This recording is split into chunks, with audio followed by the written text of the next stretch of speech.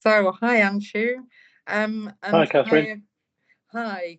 I guess we should probably start by introducing ourselves, shouldn't we? Do you want to go first?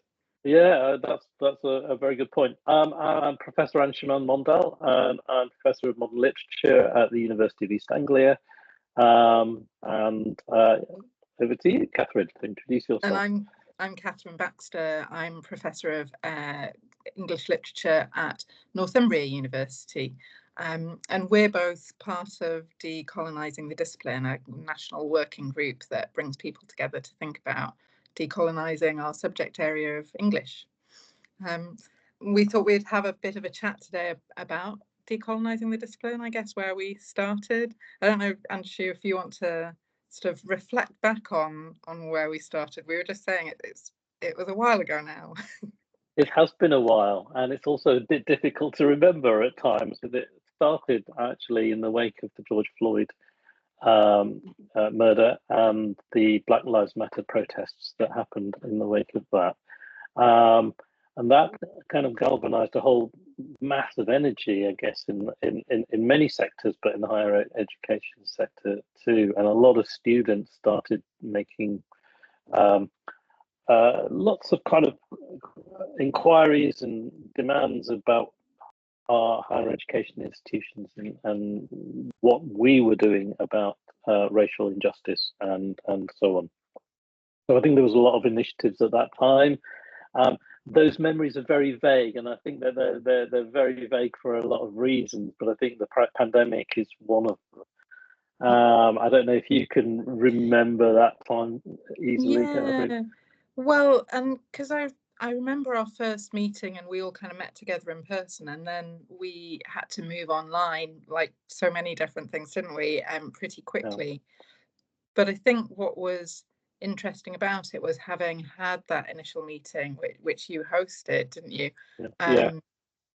We realized we all kind of felt a sense of urgency that we respond to this and that we respond to our students, I guess, as well. But that this was also something that we weren't just doing because the students were asking for. We kind of felt really passionately too that our discipline can make a difference, I suppose. Yeah.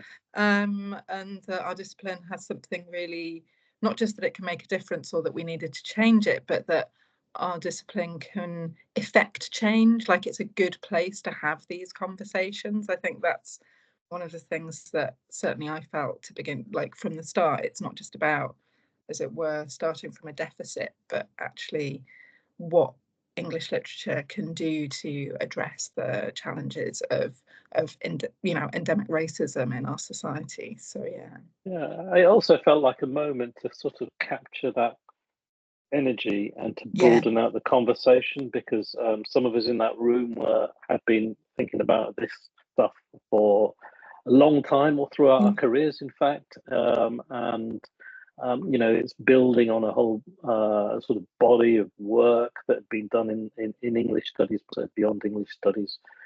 Comes under the name of postcolonialism, or I think way back when it was called Commonwealth literature or something like that, which had all those problematic connotations about still attached to the empire and so on. So it's been going on for a long time, but it felt like a moment where it was an opportunity to bring these conversations out from that particular specialist area into a much broader kind of conversation that involved the whole discipline and that involved the whole sector. So it was a really strange time, wasn't it? It was at the level we were working at, there was quite a lot of excitement, but at the same time, it was within the context of what was a very, very fraught and anguished and just really politically urgent kind of moment. Yeah, but I think one of the things for me that was powerful about that moment was that it also force people to think we have to do things differently, like a lot of different things. So we all had to move online, we had a little bit of technical issues getting ourselves set up this morning, but we were a lot more I remember that. But, you know, we're a lot more technically savvy now that, you know, with these sorts of formats. And I think one of the things that came out of that moment was a willingness to try to do things differently. And whether that's thinking about what's in our curriculum, but also how we communicate and how we share our knowledge, but also more broadly, like, let's think about what our education can look like and think about it in kind of different ways and in more inclusive ways, not kind of taking for granted that, well, this is just the way it is, but that actually we could do something different, I suppose. And because we were all having to suddenly, you know, live our lives very differently in a way, weren't we? Yeah. So yeah.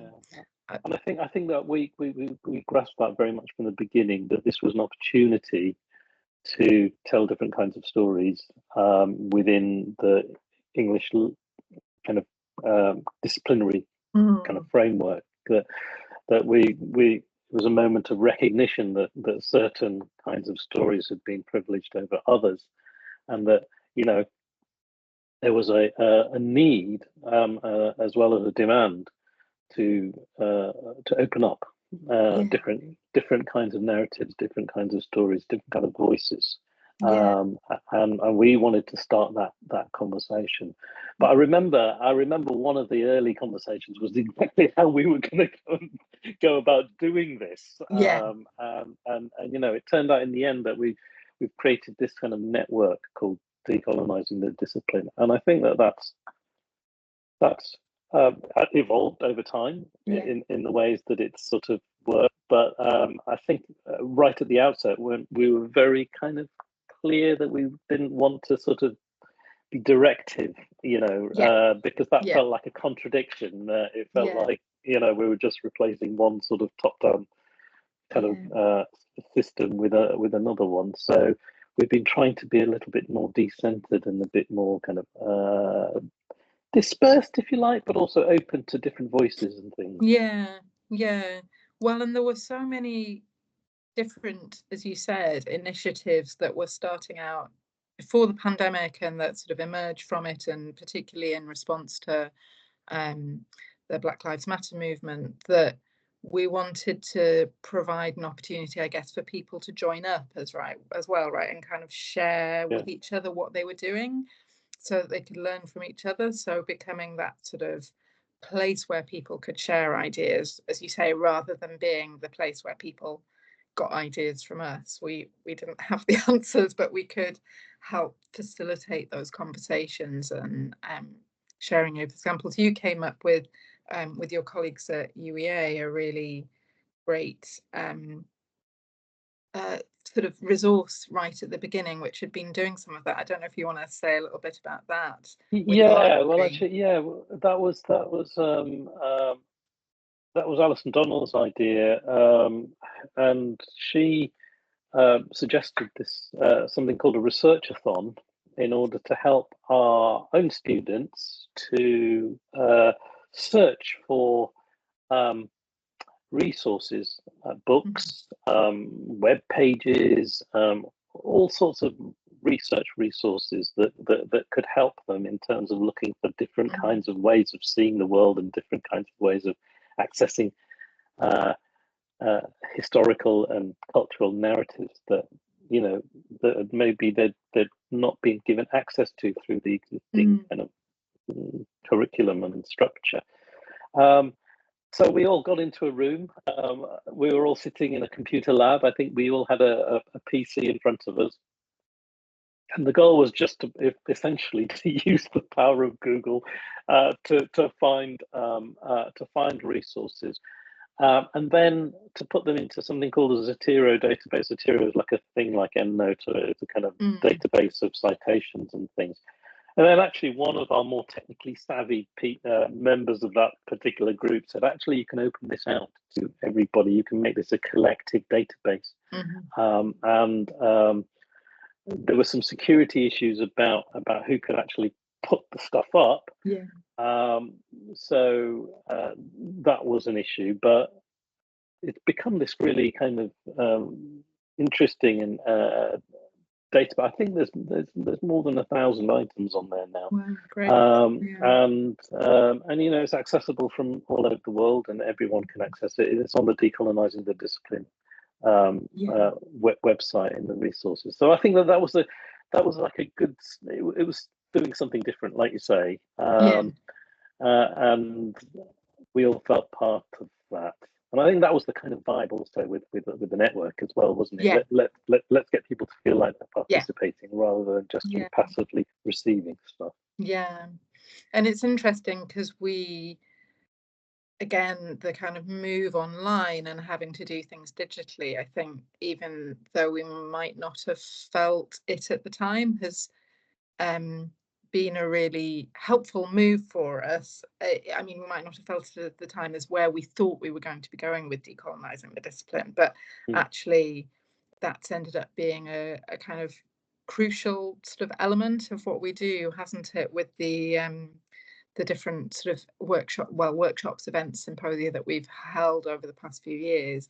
Everything has been online, and that's allowed us to bring in colleagues from Australia and sort of all over, really, hasn't it? And to kind of put people into conversation in really productive ways, I think, including sort of also working with school teachers and students. Those have been really important events for us, I think. Yeah, definitely. There was that one also with the librarians, wasn't there, about how because access to resources and information. I guess that's built into the Zotero thing. Yeah. But yes, I mean these online conversations have enabled people to actually be brought together, and actually that's what our role has been, hasn't it? As it's developed, our role has been to broker these conversations and to enable them to happen, and for ideas to be shared. So we've had people, I think that's the great thing about this particular moment, is that we were able to do something with the technology as it currently is that has enabled these conversations to happen internationally, nationally. I can't actually imagine how it could have been done otherwise. We'd have all been traveling by train to a particular location and so on. Right? But we can do 3 a year now, and everybody can participate from wherever they are.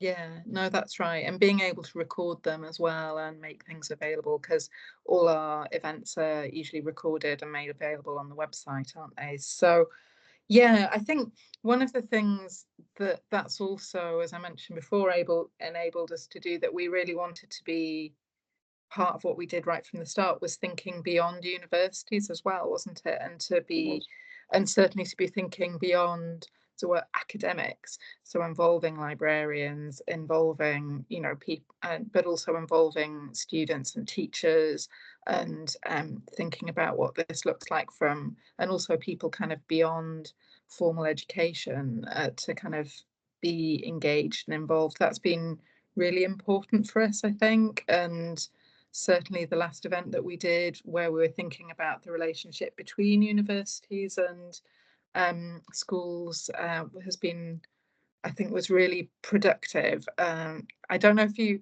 want to talk about the work you've been involved in as well, sort of more recently at UEA, where you've been working with the schools as well, which is kind of behind some of this. Well, thank you for asking me about that, because first of all, I'd forgotten this morning about that, so that's a nice little prompt. But I mean, this is part of what our network is a group of organisations as well as people, isn't it? So there's the English Association, there's the Institute of English Studies, there's University English, UEA and Post-Colonial Studies Association sort of kind of underpin it. But the English Association had this idea about getting a university to be a kind of hub for local schools for as a way of helping people who are thinking about doing English at university to kind of experience that a little bit. And I think there was no prescriptive model, but the model that we've done for this has been the first year we've been part of a hub.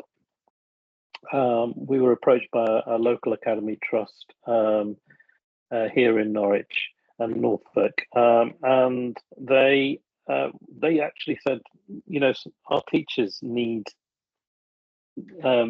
What they felt they needed further training in this, because they were really interested in developing this for their students, for their pupils, but they didn't feel like they had the kind of experience or expertise, and so everything was done collaboratively. We sort of met with the Academy Trust and we said, well, what is it that we can do together? And we set on a program of professional development for the teachers within this trust. It's quite a large multi-academy trust, so there's quite a few. And so we've had a series of sessions, of professional development sessions for the teachers, which has, I think, gone really, really well. I think the feedback's been really great, and hopefully they can now then take those ideas into their classrooms, and to begin that work of translating some of the conversations that we've had, and many of those people in those sessions have been sort of listening in on the Decolonising the Discipline kind of events and stuff. So hopefully they're picking up stuff and then being able to put that, translate that, and put that into practice in their classroom. But I did one of the things I noticed from what they were telling us was how different that context is, the school context, because they've got a set curriculum, they've got got an exact. We decide what our curriculum is, at modular level. We have that freedom, and the challenges are different in universities. But for schools, they've got a national curriculum and up to 6, and then they've got the examples sort of setting the kind of agenda in the post-16 kind of state. So they've got less room for manoeuvre, and they have to kind of be a bit more creative, I think, the teachers in how they can bring this through. Yeah, that creativity is something which has come up a lot, hasn't it, in our conversations with people, whether it's, and certainly the previous conversations we had in one of our events with teachers was very much about that kind of finding scope for creativity within the bounds of the curriculum, which I think was really really helpful. Were there particular kind of tips or things that you were able to share during that CPD with teachers that seemed to kind of they were saying, we could run with that? I mean, I did one session where we looked at Jane Eyre, and Jane Eyre's been part of the conversation in English studies at a university for such a long time. But it was really interesting to see how, when you bring those kind of bring that sort of existing body of work into the conversation at the classroom, how the teachers were sort of thinking, right, okay, let's get the students to look at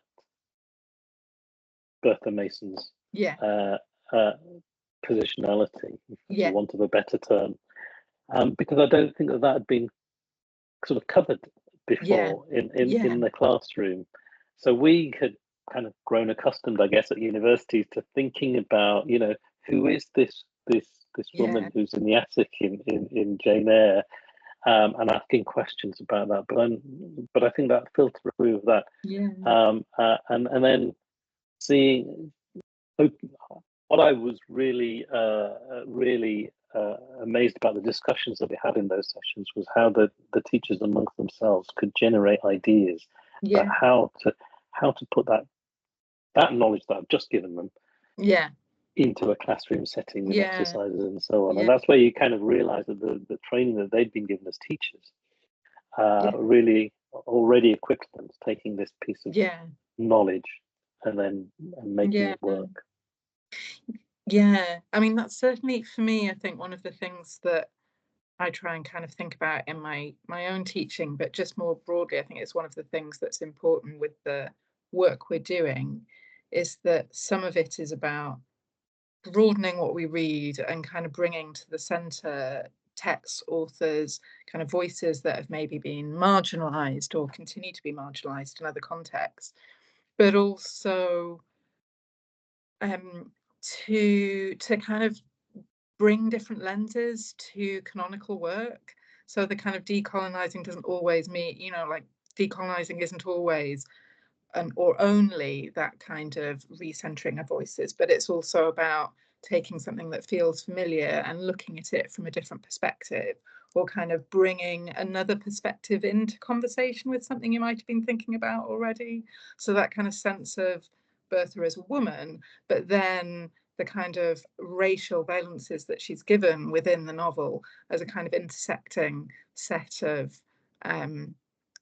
perspectives that the writer and the reader kind of, and the characters are all kind of placing on her, that then, as you say, kind of position her in a particular way. I think that can be really helpful.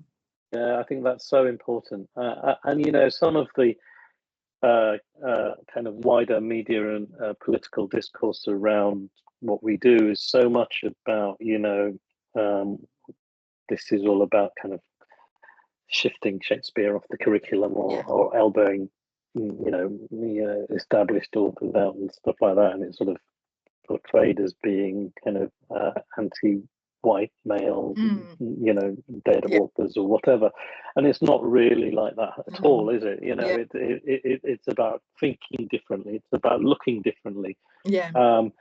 Ultimately, it's about speaking differently with each other about these texts, isn't it? And, you know, whether it's a canonical text that's been looked at in a different way, or whether it's a new voice and a new text that's never been sort of really discussed before, that's all of that is part of what we're doing. And, you know, just talking about it now is bringing back the excitement of why we're doing this, isn't it? Because absolutely. You know, actually, this is really exciting, and I think it will be really for those students or pupils who are thinking about doing English, and I hope watching this. I hope they can sense our sense of excitement, because you know, it is about thinking in new ways and you know, doing things that you might not have even considered before, and that can really be sometimes it can be a bit kind of encountered and a bit challenging and so on.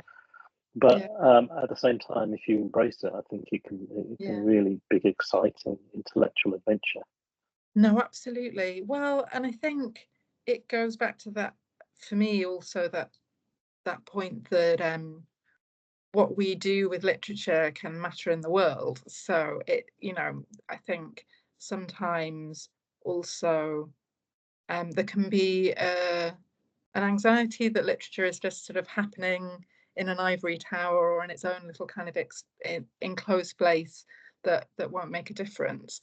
But actually, our sort of when we start to bring our concerns to the literature and kind of see them reflected or challenged or kind of complicated through, whether it's through different voices that we haven't encountered, or whether it's through seeing something that we thought we knew and then we see it differently, that can really, I think, be powerful, and it can help us think in different ways or challenge our own thinking, which gives us the skill to perhaps challenge the thinking of others and find new ways to, I suppose, solve problems, right? You know. And I think that's one of the things that, you know, maybe we're also wrestling with as a discipline, is that perception that, you know, it's not a useful discipline. And I remember having that conversation with my dad 40 odd years ago about what are you going to do with this? But actually, you can do so much with it, because it's about looking at the world in ways that can see it differently, and that critical insight that you know, decolonizing brings is just part and parcel of the discipline itself. You know, it's like you say, a new lens, but it's nevertheless the kind of ethos of reading a text is also about reading the world and making a difference in that world. I think one of the also things, we've been going now for 5 years, and in that time, I guess 3 or 4 sets of degree students have been through that.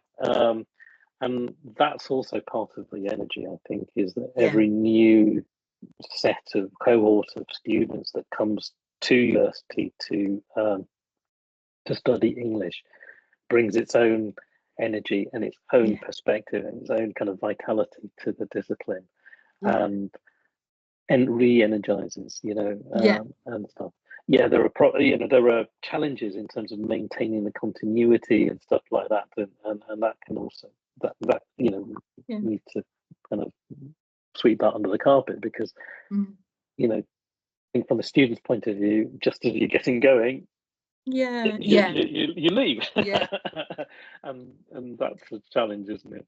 Yeah, but I think it's also one of the things that I found a really important kind of instigator for me in my involvement in this, both at my home institution and with what we were doing, was, and I think it was something that I want to say it was one of the students from University of East Anglia said in one of our first sessions, and it's something that came up at Northumbria in kind of decolonising meetings we were having at the same time, that, our students at university have, in England at least, have only 3 years going through. They didn't want to see slow incremental change. They wanted change now, and that was, I think both in sometimes in schools and certainly in universities, we assume that it takes time, and so you just have to understand it. But for our students, whether at school or at university, it's important we kind of recognize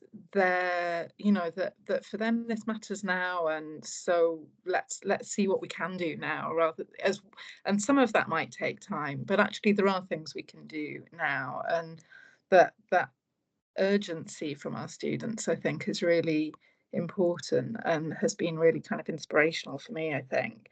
But also, also they bring stuff to the conversation, don't they? That we just cannot see, because we're sitting in a position that's very different from theirs, and they can just, in a way, as they're doing that is decolonisation in action. They're sort of saying, but look at this perspective that you've overlooked, and so that's why it's always so exciting to welcome a new generation of students to this conversation. That's right. I mean, certainly, we were thinking about who our inspirations are for this work, and for me, it definitely is my students, sort of undergrads, PhD students, who are coming in and really powerfully engaging with these ideas, bringing new ideas and wanting to read differently. And certainly what I'm seeing as well is a very different, more self-reflexive approach to thinking about our own position and relationship to texts and to the critical tools that we bring to them, and recognizing our own power dynamics. And that's been, I think, like hugely instructive for me. I think it's something I feel receptive to, but seeing my students really embody that in ways that that look quite different to how scholarship has sort of often presented itself objectively in the past. I think we're seeing a real kind of revolution starting in terms of how we write about our work and our relationship to our work and ourselves, and kind of recognise our own power dynamics in relationship to our work. I think that's only going to continue in really important and necessary, timely ways. Absolutely, and I think you and I have both been in this career for a while, and without giving our ages away, but one of the things that always strikes me is when I look at or a master look at curricula or as an external examiner or whatever, or as an examiner, or just because somebody said, can you have a look at this and see, tell me what. I always think, wow, I wish I was a student now, because this is great. I mean, so yes, change is, in a way, it's you can measure it in so many different ways, and there's still a lot of work to be done. But I am seeing different kinds of syllabuses which have which are so exciting. And then when you're sort of sometimes asked to observe classroom teaching and so on as well, and you see how a new generation of teachers in higher education are doing things very, very differently, aware of all of those power dynamics, like you say, aware of the need to attune to the students' perspectives and their voices. You think, again, I think, God, I wish I was a student now. I really do. And I feel really proud that the discipline has been able to evolve in that way. And that we are, in our own way, with this project and this initiative or this network, are contributing to that. That's something to feel really, really proud of, really, I think. Absolutely. And I guess that's probably a good place for us to end in a way, isn't it?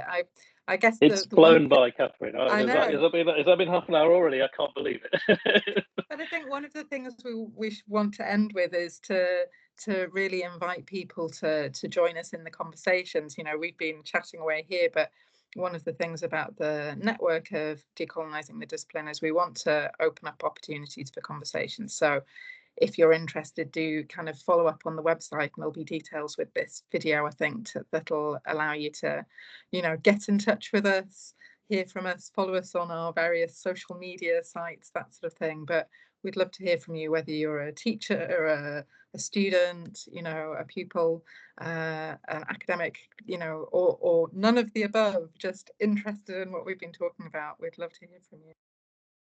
Thanks, Catherine. Everybody's welcome here. Yeah, absolutely. Thanks, Anshu.